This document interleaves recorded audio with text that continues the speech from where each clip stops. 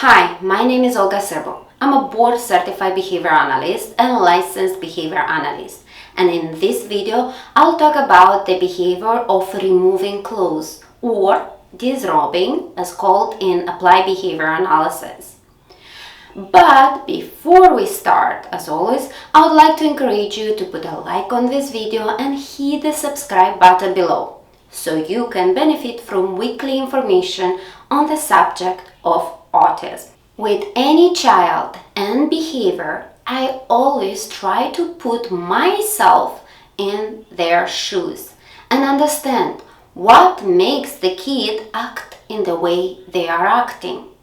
Removing clothes is a behavior frequently manifested among my clients with autism.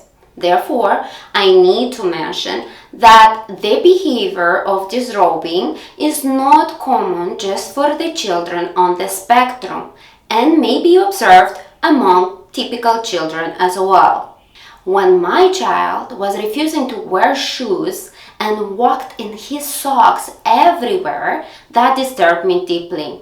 I admit the behavior was reinforced by grandparents who could not bear the child's protest and cry.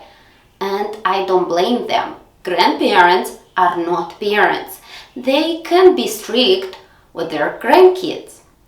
But my child, fortunate or not, has a mom that is working with behaviors for years and that can let go of any behaviors, especially her own child's. As a result, I did look at my child's behavior in the same way I am looking and analyzing my client's behavior. First thing, I define the behavior. I give a definition so I can understand how it looks like and what it includes.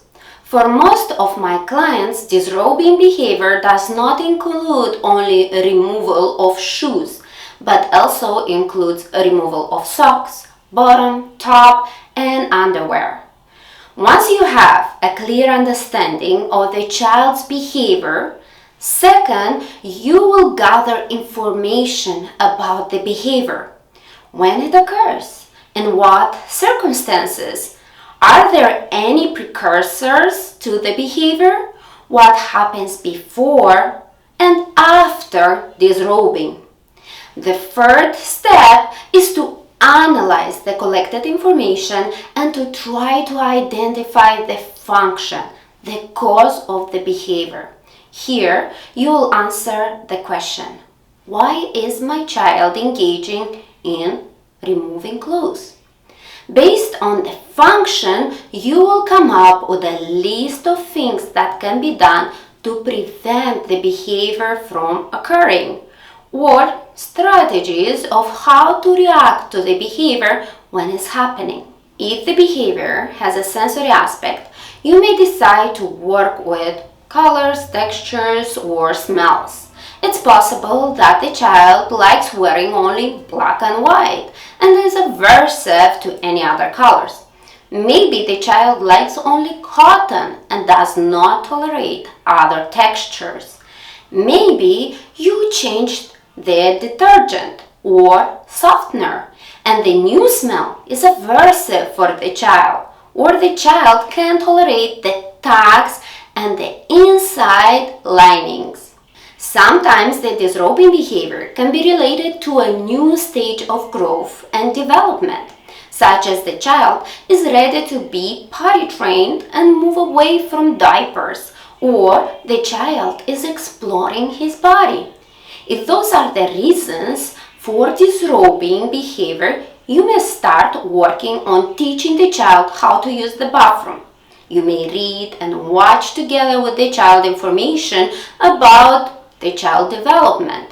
You may teach the child what areas in the house are designed for a private time and how to request breaks or privacy. You may teach the child about public and private behavior.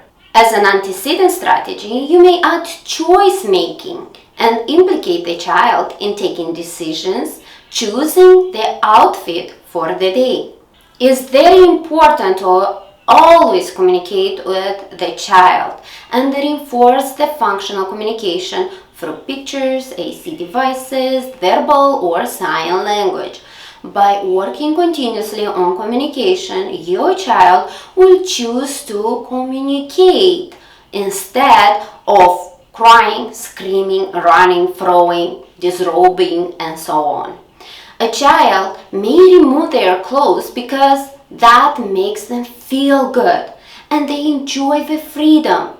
It's very hard to compete with something that is internally reinforcing.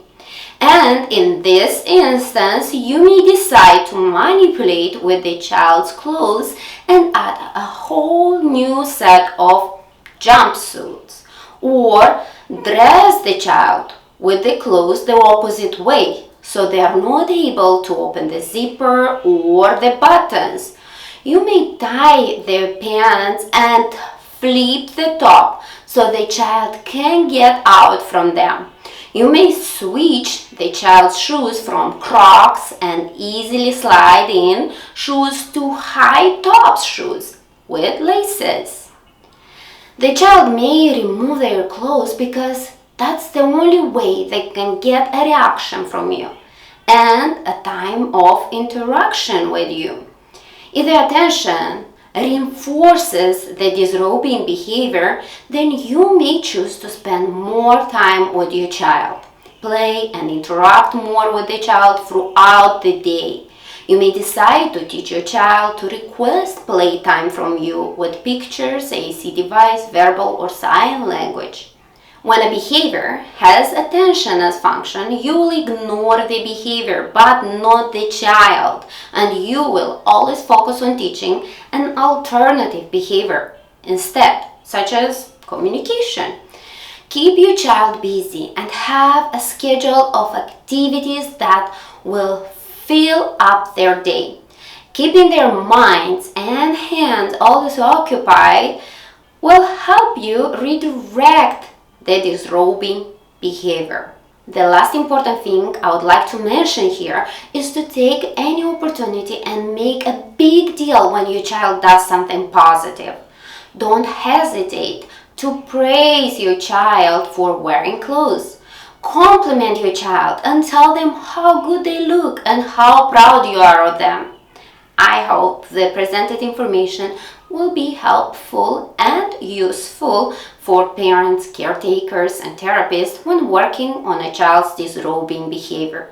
Please don't forget to share with your experiences and thoughts below this video. Thank you and see you in the next video.